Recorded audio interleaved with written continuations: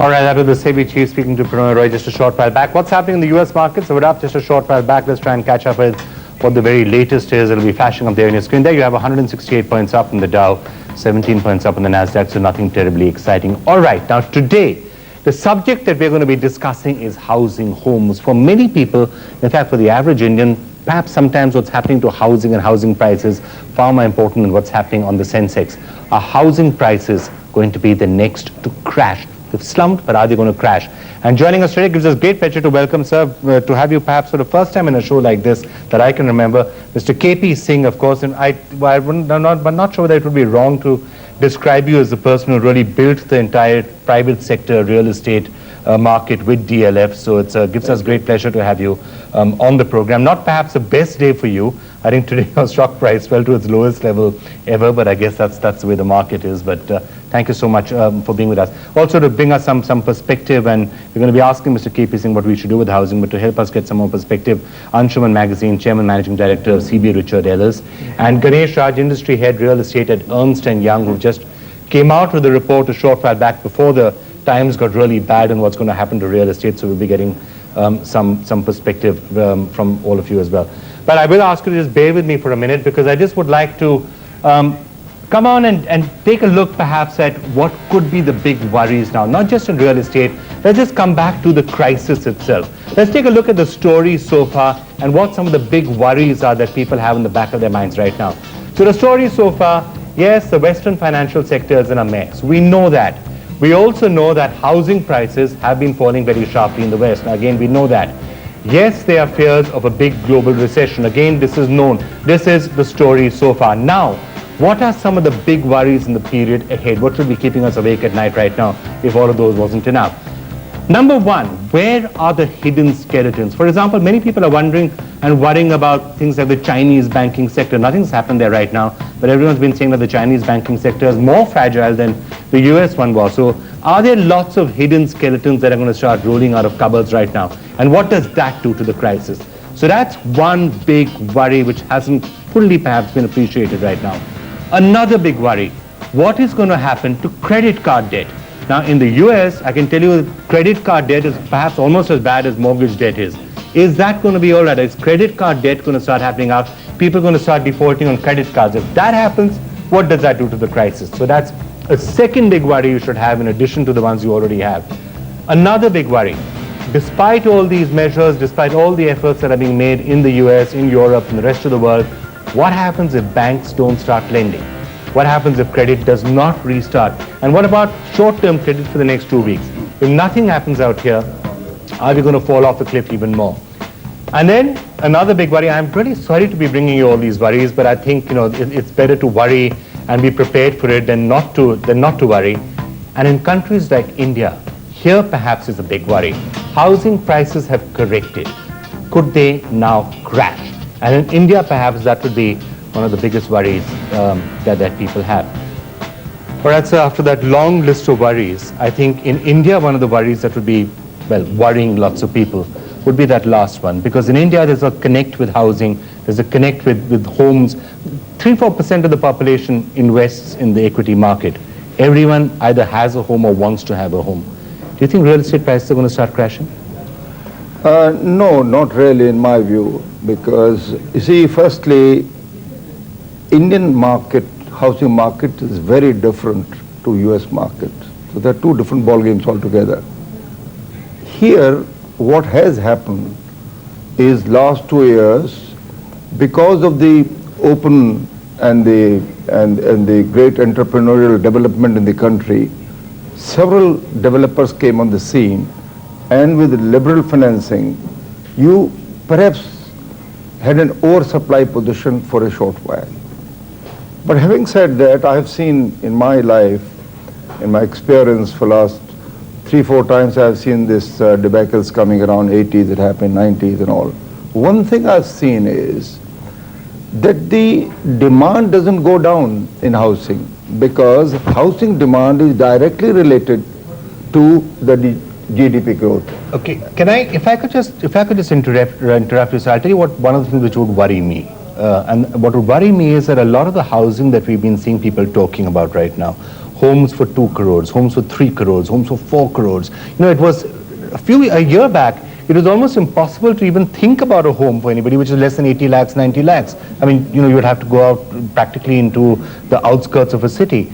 Now, most people cannot afford that sort of a home for living. How many people in this country can afford home prices like that? And that leads you to worry about whether it's a bubble, and therefore, if it's a bubble, can it burst, and then can prices crash? Home prices. Yes, but that is true that if you see the high income group pricing, you find 2 crore, 3 crore, but that is not where the demand is. Demand Absolutely. is most in affordable housing, and the problem as I see here is which government, in my view, have to take decision very fast. See, it is the mortgage loans as a percentage of GDP in India is perhaps the lowest. If you see Malaysia and all the countries, you find 22. We got hardly about 5-7%. Therefore, what has happened, in my personal view, due to a textbook approach of tackling inflation 2 years back, they raised the mortgage rates also, and which is affecting a middle income group more than anybody else, reduce the supply of money to the genuine developers, which means reduce the supply side. So when that happens, it is not that you are stifling the demand, you are trying to kill the demand, which doesn't happen. The latent demand will also remain in housing. You see. Okay, let me just throw that question to two of you, and I think this is really the question that we are asking, that many of our viewers have also been asking us. Should I buy a house now? There are many people who are thinking of it, and really worryingly, there are some people who are saying, we've got into equity and now should we sell our equity at this time and buy a house, which would worry me in case there are two crashes, first equity and then real estate. Of course, you can keep sending those questions and comments there on ndtv.com. But Anshuman, let me just fire this question to both of you. Should somebody buy a house right now, or do you think property prices are about to come off? See, sorry, can I just answer the crash part? The fact is that you cannot forecast in India. Whatever we're seeing in India since the last few years has been unprecedented. We have grown up in India thinking property can never go down. And I think this is a good reminder. It's an investment like any other asset class, which is cyclical. It goes through its cycles. India overall is an undersupplied market in residential or every segment of real estate. However, the fact remains there is a possibility in certain micro markets there would be a sharp decline in prices. But overall, if you look at it, as of today, it is highly unlikely that there would be a crash, but there would be certain areas where the supply is really high, the prices go down, and overall the demand has compressed, sales have come down, and we cannot deny that. Okay. Highly unlikely that there's going to be a crash. In your view, look, we've already seen what's happened to the equity market. It's down, the average stock in India is down 75 to 80%. Housing prices are down, but they're down 15%, 20%, stuff like that. So that's the and it's always better to be prepared for something before it actually happens and then say, see, I told you something bad was going to happen, when you didn't. So that's why I'm asking you, that is there a possibility that you could have that sort of a slide in housing? I think as we've seen in America? Yeah.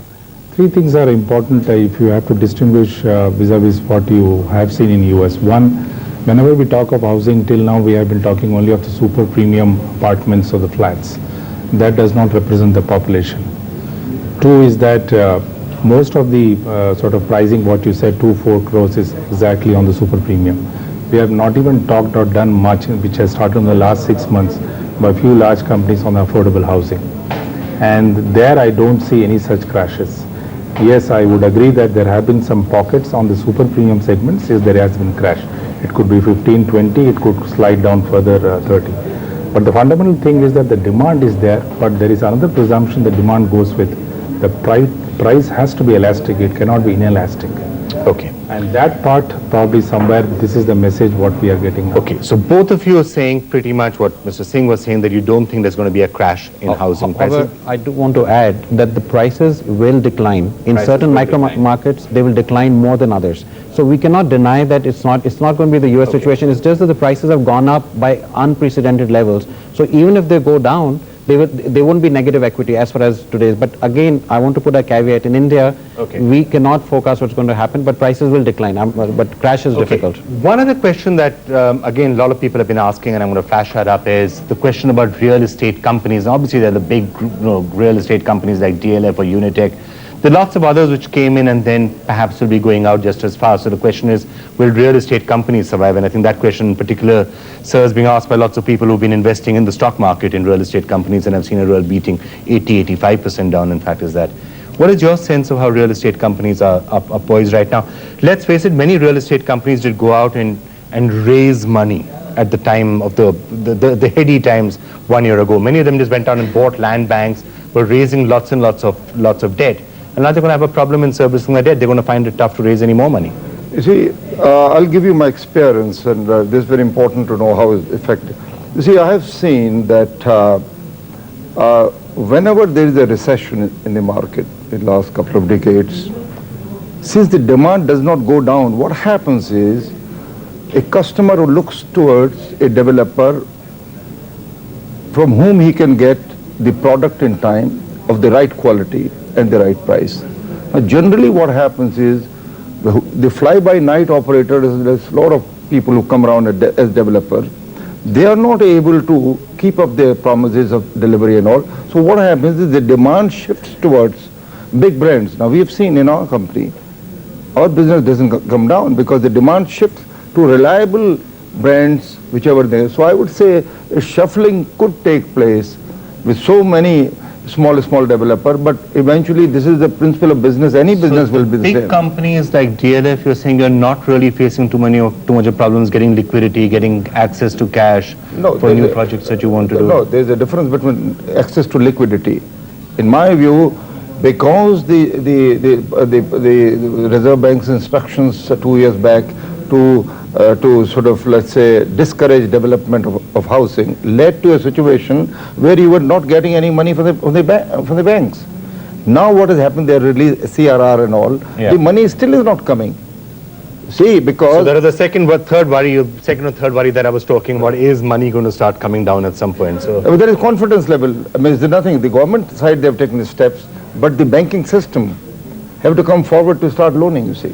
So right now, is it tight in the real estate sector? If you want to do a project, you need to raise cash. Are you having to pay really high interest rates? Well, some people will we never pay. We pay according to what the bank charges, not the. But I'm sure a lot of small developers, guys, yes, they must have taken high. So the question of will real estate companies survive? What would be? The fact is, most of the developers, and especially the new ones like Mr. Singh was mentioning, they are under stress. We cannot deny the fact there is a liquidity crunch right now. Money is very tight, and this can't be denied. So there will be a lot of companies who would face hard times going forward. That paradoxically might keep prices up because you have less supply coming into the market, I guess. May I say another point, very important point? In this situation, when there is a lack of confidence in the entire system and also linked with the global, what could government do? In my view, they have to encourage housing. If they don't, you will find it will have a cascading effect on all the industrial activity in the countries. Okay, I'm going to take a break right now. What can the government do? That's a question we're going to be asking every single evening. Not just what the problem is, what is the solution? We'll try and figure out if there is a solution when we come back just a couple of minutes after this break.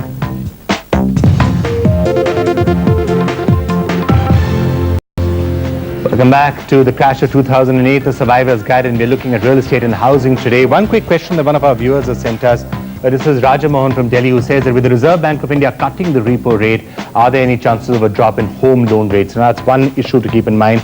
But I would like each of you now, if you would, starting with you, sir, to tell us what you think the government should do now. If you were Prime Minister, what would you do on the crisis itself and in housing and real estate in particular? Okay. First, I'll recognize this is the most important economic activity to ensure that we do not get into depression in the country, into recession. To do that, I will take bold measures. First, I'll cut the mortgage rates by 2 to 3%, bold. Then I will ensure that the money is available to the genuine developers so that he is able to step up the activity. And then also thereafter, take other connected policy measures where you can have access to funds from abroad. Means recognize real estate as a primary task to avoid recession in the country. Okay, anything you'd like to add to that, and also the question about home loan rates coming down? Just add to this quickly is the fact is in the past the government only addressed the demand side. They cut down the increase the interest rate. But this time the government should really big time invest in infrastructure, increase the supply side. Look at the supply side. My solution. I've been suggesting that for the last 4 days. Increase the Invest supply in besides the infrastructure. demand, Okay, quick final comment from you. I guess it's put together that there has been aggressive move to reduce the lending rates, mortgage rate, and huge investments required on the infrastructure side, because that, as Mr. Singh rightly pointed out, this is so capitalist industry that it will have a spiral impact either way if you take an action or you don't. Okay, home loan rates likely to come down, yes, no? I You would think so, assume. sir? Definitely it should come down by 2-3%, because EMI is affecting every person, you see. Okay. That is the first priority in my view. Make it easy for a person to get loans at affordable interest rates. Okay, so home loan should come down, and you people don't think that home property prices are going to crash. It might slide down but not crash. Well, all right, we'll wait and see. We'll certainly hope that that's correct. We'll be back again tomorrow evening with another look at the crash of 2008, another aspect of how perhaps we can try and get out of it. Thank you so much for watching. Bye for now.